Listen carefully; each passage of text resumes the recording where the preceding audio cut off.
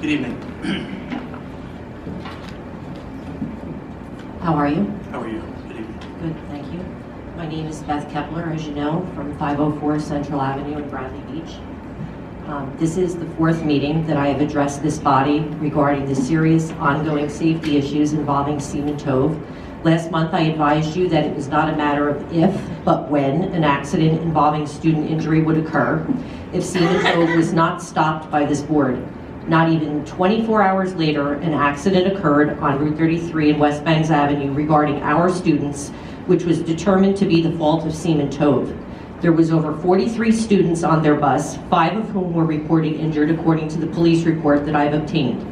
I've also obtained the 911 audio of that accident, and 2 Seaman Tove employees not on scene called 911, and when asked twice by the operator, were students injured, they answered no, which resulted in the 911 operator not sending the appropriate number of ambulances as a precautionary measure had there been more serious injuries. Notwithstanding the fact that these 2 Seaman Tove employees weren't at the scene at that point, and there was no possible way that 43 students could have been medically assessed that quickly in order to determine appropriately whether or not they were in fact injured. Additionally, the Seaman Tove employee represented to the 911 operator very casually, obviously trying to minimize the seriousness of the accident, that a car had bumped into their bus.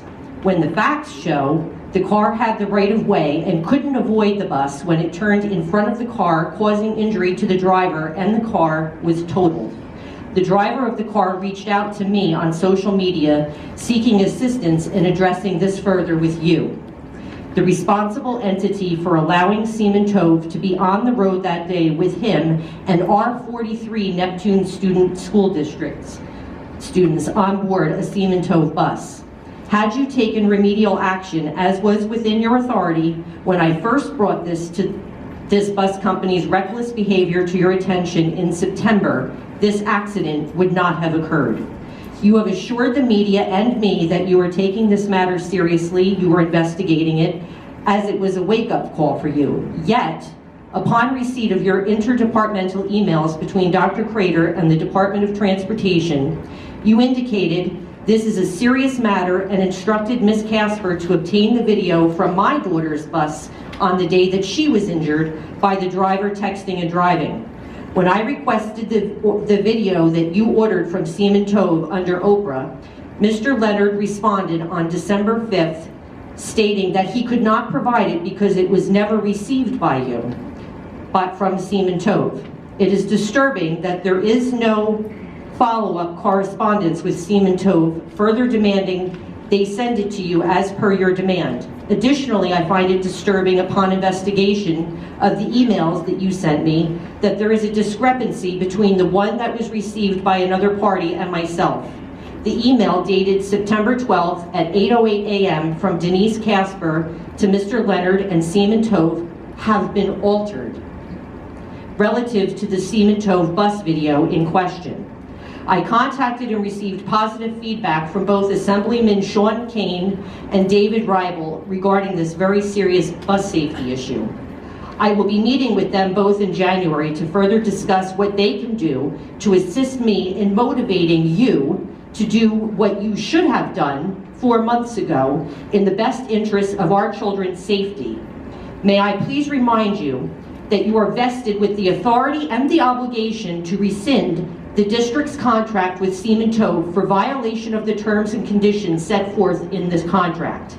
I'd like you to explain to this audience of parents, what do you plan to do about this, and what is the result of the investigation that you claim you started, that you were conducting since September? With every incident that transpires with Seaman Tove, you increase the district's legal exposure to liability of gross negligence for failing to take remedial action to stop the safety risk of our children.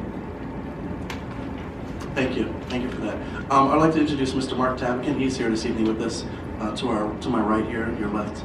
Good evening. Mr. Tapkin is our labor attorney, and he's also our attorney for this evening, representing the Board of Ed. Between him and Dr. Crater, they may have a few words to say. I don't know who wants to start first.